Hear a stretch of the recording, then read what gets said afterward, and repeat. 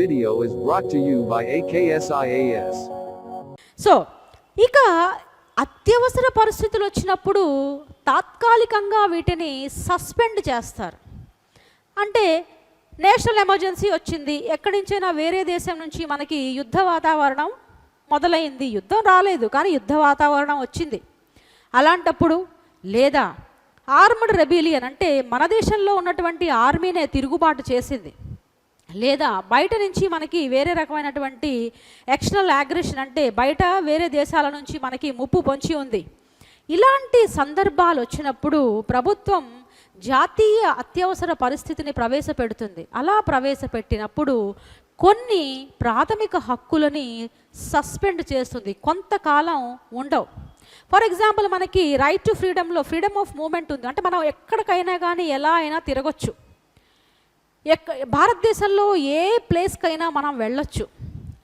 కానీ అత్యవసర పరిస్థితి నెలకొన్నప్పుడు, యుద్ధం జరుగుతున్నప్పుడు, యుద్ధం జరిగే ప్రాంతాల్లో నాకు ఫండమెంటల్ రైట్ ఉంది, నేను ఎక్కడికైనా వెళ్ళగలను, భారతదేశంలో నేను ఎక్కడికైనా వెళ్ళగలను, ఎలా అయినా తిరిగేటువంటి హక్కు నాకు ఉంది, కాబట్టి నేను యుద్ధ వాతావరణం యుద్ధం జరుగుతున్నటువంటి ప్లేస్కి నేను వెళ్తానంటే అది యాక్సెప్టబుల్ కాదు. అలాగే మనకి రైట్ టు స్పీక్ అంటే మన స్పీచ్ ఉంది, మనకి రైట్ టు స్పీచ్ ఉంది, మనం మాట్లాడచ్చు, మన యొక్క భావాన్ని వ్యక్తీకరించవచ్చు. Right to freedom of expression కూడా ఉంది మనకి, మన భావాన్ని వ్యక్తీకరించవచ్చు, అలాగే మనం మాట్లాడచ్చు, అలా మాట్లాడచ్చు కదా అని మన దేశానికి సంబంధించినటువంటి యుద్ధాలకు సంబంధించిన సీక్రెట్స్ ఏవైతే ఉన్నాయో వాటిని అందరికీ తెలిసేలా మాట్లాడకూడదు. ఇలాగా మనకి కొన్ని రెస్ట్రిక్షన్స్ ఉంటాయి. ముఖ్యంగా అత్యవసర పరిస్థితి వచ్చినప్పుడు ఖచ్చితంగా రెస్ట్రిక్షన్స్ అనేవి ఉంటాయి. ఆ టైంలో ఆటోమేటిక్గా ఆర్టికల్ 20-21 తప్ప వేరే మిగిలిన ఆర్టికల్స్ అన్నిటినీ కూడా, మిగిలిన ఫండమెంటల్ రైట్స్ అన్నిటినీ కూడా సస్పెండ్ చేసేటువంటి అధికారం ప్రభుత్వానికి ఉంది.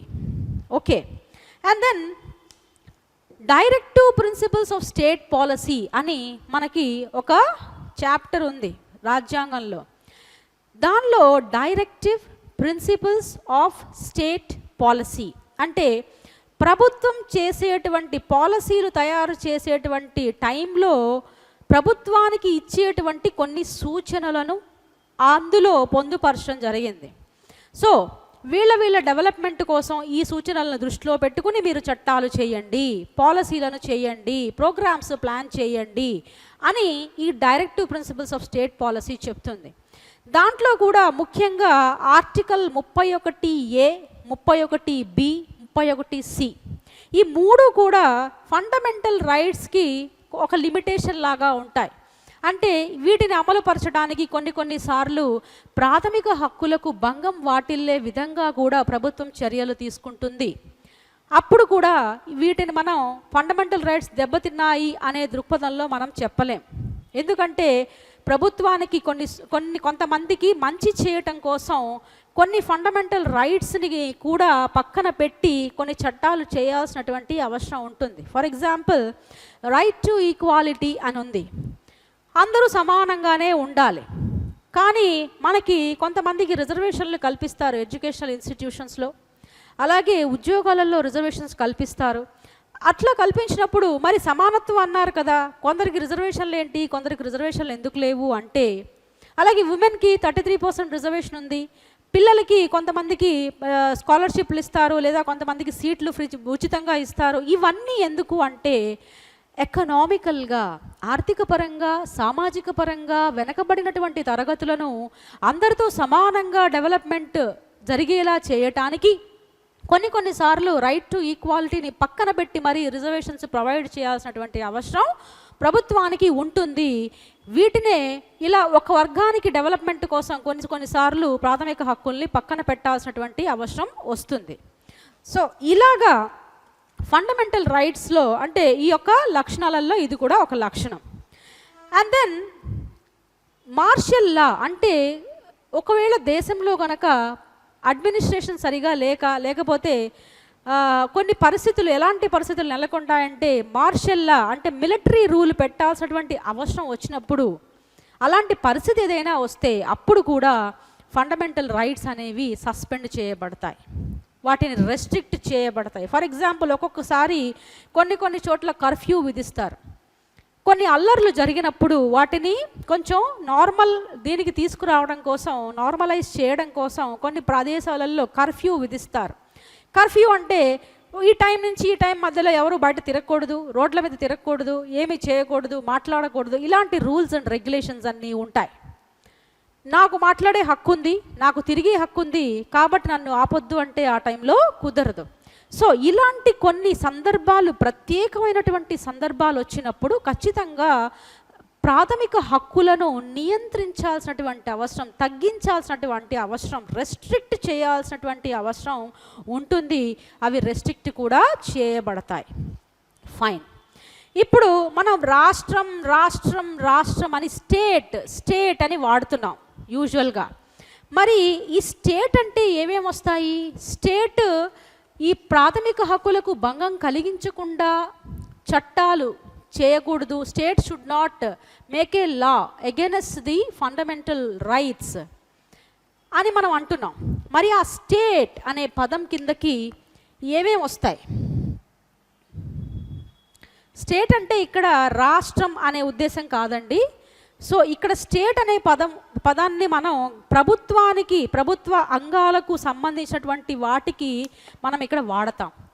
ముఖ్యంగా స్టేట్ అనే పదం ఫండమెంటల్ రైట్స్లోనే స్టేట్ అనే పదానికి నిర్వచనాన్ని, డెఫినిషన్ ఆఫ్ స్టేట్ అనే పదం యొక్క నిర్వచనం అని ఆర్టికల్ 12లో చెప్పబడి ఉంది. సో ఆర్టికల్ 12లో స్టేట్ కిందకి ఏవేవి వస్తాయి అనేటువంటి విషయాన్ని మనం చూస్తే, మొట్టమొదటిగా parliament of India, government and parliament of India. అంటే పార్లమెంటు వ్యవస్థలో ఉన్నటువంటి ఎగ్జిక్యూటివ్ అండ్ లెజిస్లేచర్, శాసనపరమైనటువంటి అలాగే కార్యనిర్వహణాపరమైనటువంటి అధికారులు. ఓకే, అలాగే స్టేట్ విషయానికి వస్తే government and legislatures of state, అంటే executive and legislative organs of state, రాష్ట్రం యొక్క లెజిస్లేటివ్ మరియు ఎగ్జిక్యూటివ్ అంగాలు. And then all local authorities అంటే మున్సిపాలిటీలు, పంచాయత్లు, డిస్ట్రిక్ట్ బోర్డులు, అలాగే ఇంప్రూవ్మెంట్ ట్రస్ట్లు. Okay, so first of all government and parliament of India. Parliament అంటే రెండు వస్తాయి, ఎగ్జిక్యూటివ్, లెజిస్లేచర్. అలాగే government of state and legislature of state అంటే executive, legislative wings of state administration. మూడవది లోకల్ అథారిటీస్ కిందకి ఏమొస్తాయి? స్థానిక ప్రభుత్వాల కిందకి ఏమొస్తాయి అంటే పంచాయతీలు వస్తాయి, మున్సిపాలిటీలు వస్తాయి, డిస్ట్రిక్ట్ బోర్డులు వస్తాయి, అలాగే ఇంప్రూవ్మెంట్ ట్రస్ట్లు కూడా వస్తాయి. ఇవి కాకుండా స్టాచ్యుటరీ, నాన్ స్టాచ్యుటరీ అథారిటీస్ అంటే కొన్ని కంపెనీలు కూడా. స్టాచ్యుటరీ అంటే ఏంటి, నాన్ స్టాచ్యుటరీ అంటే ఏంటి? పార్లమెంట్ చట్ట ప్రకారం ఫామ్ అయినటువంటిది ఏదైనా స్టాచ్యుటరీ అంటాం మనం. ఒక చట్టం ద్వారా పార్లమెంటు విడుదల చేసినటువంటి చట్టాన్ని ఆధారంగా చేసుకుని ఫామ్ అయినటువంటి ఒక సంస్థ, అది స్టాచ్యుటరీ బాడీ. అలా కాకుండా ఓన్గా కూడా నాన్ స్టాచ్యుటరీ, పార్లమెంట్ సంబంధం లేకుండా కూడా కొన్ని ఆర్గనైజేషన్స్ ఫామ్ అవుతాయి, అవి కూడా ఈ స్టేట్ కిందకు వస్తాయి. ఫర్ ఎగ్జాంపుల్ ఎల్ఐసి, అలాగే ఓఎన్జీసీ, అలాగే SAIL, steel authority of India limited, ఇలాంటి కంపెనీలు కూడా స్టేట్ అనే పదాని కిందకు వస్తాయి. So once again I repeat, state అంటే parliament, government and parliament of India.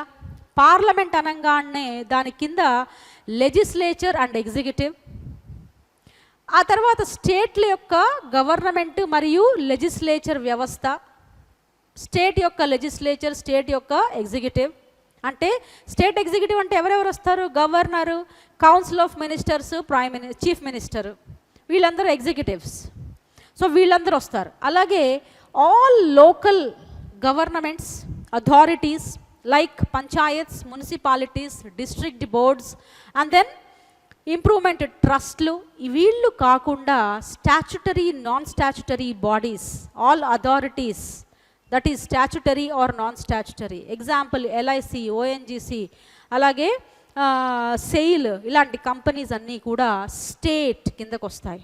అంటే ఈ కంపెనీలు కానీ, పార్లమెంట్ కానీ, స్టేట్ లెజిస్లేచర్లు కానీ వీళ్ళు తయారు చేసే చట్టాలు మన యొక్క ప్రజల యొక్క ప్రాథమిక హక్కులకు భంగం వాటిల్లకుండా ఉండాలి. ఒకవేళ భంగం వాటిల్లితే సుప్రీంకోర్టు కానీ, మన దేశ న్యాయ వ్యవస్థ, ముఖ్యంగా సుప్రీంకోర్టు, హైకోర్టులు ఆ చట్టాలను చెల్లదు అని చెప్పేటువంటి అధికారాన్ని రాజ్యాంగం సుప్రీంకోర్టుకి ఇచ్చింది. ఫైన్.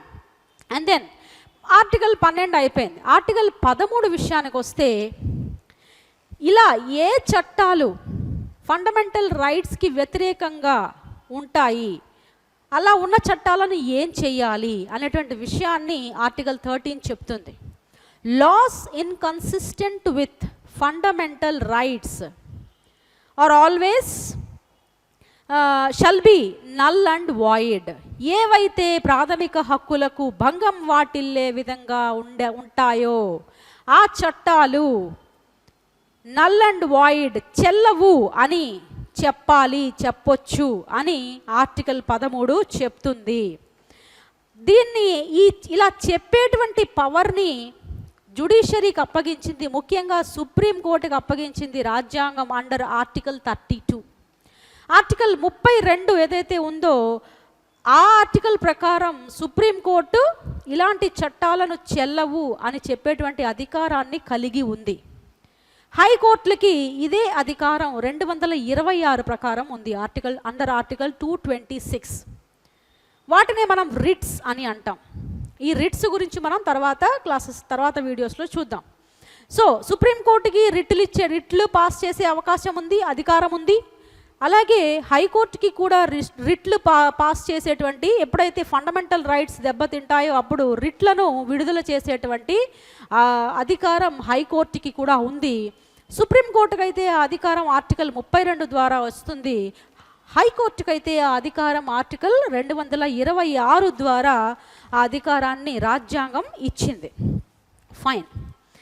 ఇక ఏవైతే ఈ లాస్ అంటే ఏమేం లాస్, పార్లమెంట్ కానీ స్టేట్ లెజిస్లేచర్ కానీ తయారు చేసిన లాసు, అలాగే టెంపరరీగా ప్రెసిడెంట్ విడుదల చేసినటువంటి ఆర్డినెన్సులు, కొన్ని ప్రత్యేకమైనటువంటి ఎమర్జెన్సీ పరిస్థితుల్లో లేదా పార్లమెంట్ సెషన్లో లేనప్పుడు ప్రెసిడెంట్ కొన్ని విషయాల గురించి ఆర్డినెన్సుల్ని ఇస్తాడు. సో అలాంటి ఆర్డినెన్సులు, అలాగే మనం చూసినటువంటి కంపెనీస్ ఏవైతే ఉన్నాయో స్టాచ్యుటరీ, నాన్ స్టాచ్యుటరీ బాడీస్, వీళ్ళు విడుదల చేసినటువంటి బైలాస్, వాళ్ళ యొక్క రూల్స్, రెగ్యులేషన్స్ ఇలాంటివి. అలాగే non legislative sources of law, that is custom or usage having the force of law. అంటే ఏవైనా ఈ లెజిస్లేచర్కి సంబంధం లేని వాళ్ళు తయారు చేసినటువంటి చట్టాలైనా కూడా, ఇవన్నీ ఇట్లాంటి చట్టాలు ఏవేని కూడా ఫండమెంటల్ రైట్స్కి అగేనెస్ట్గా, inconsistent with or derogative with fundamental rights, అంటే ఫండమెంటల్ రైట్స్ని భంగం కలిగించేలా ఉంటే మాత్రం అవి చట్టాలు చెల్లవు అని ఆర్టికల్ 13 చెప్తుంది.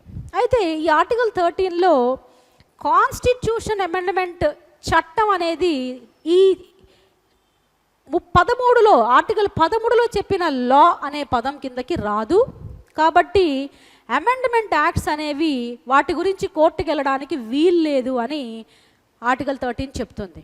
అయితే సుప్రీంకోర్టు ఏం చేసిందంటే కేశవానంద భారతి కేసులో అలాంటిదేమీ లేదు, ఈ సవరణ చట్టాలు కూడా ఈ చట్టం అనే పదం కిందకే వస్తాయి.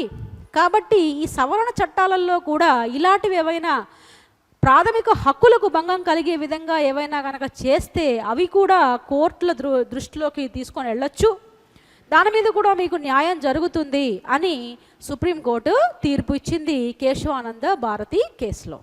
Okay, so this is all about, ఇవన్నీ కూడా ఫండమెంటల్ ప్రాథమిక హక్కుల యొక్క లక్షణాలు. ఫైన్. తర్వాత మనకి లిస్ట్ ఆఫ్ ఫండమెంటల్ రైట్స్. అసలు మనకి ఎన్ని ఫండమెంటల్ రైట్స్ ఉన్నాయి అంటే, మొత్తం గ్రూపులుగా చూసుకుంటే మనకి 7 గ్రూపులు, అంటే 7 ఫండమెంటల్ రైట్స్ ఇంతకుముందు ఉండేవి. రైట్ టు ప్రాపర్టీని తొలగించారు ఫండమెంటల్ రైట్స్లో నుంచి. తొలగించిన తర్వాత మనకి కేవలం 6 రకాలైనటువంటి ఫండమెంటల్ రైట్స్ మనకి ఉన్నాయి. అందులో మొట్టమొదటిది రైట్ టు ఈక్వాలిటీ.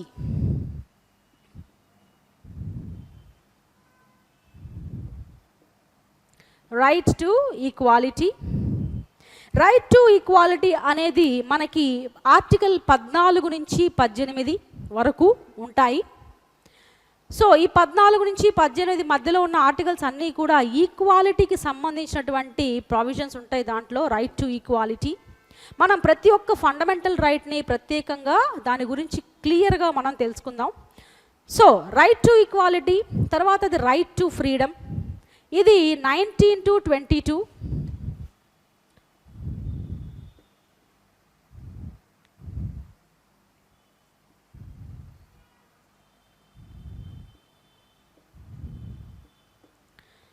ఈ రైట్ టు ఫ్రీడమ్లో 19 నుంచి 22 వరకు ఆర్టికల్స్ మధ్యలో ఉండే విషయాలన్నీ కూడా రైట్ టు ఫ్రీడమ్ గురించి చెప్తాయి.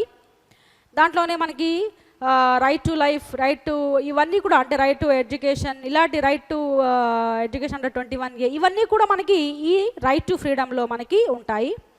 తర్వాత రైట్ అగెన్స్ట్ ఎక్స్ప్లాయిటేషన్, అది మనకి 23 నుంచి 24 వరకు ఉంటుంది. Right against exploitation.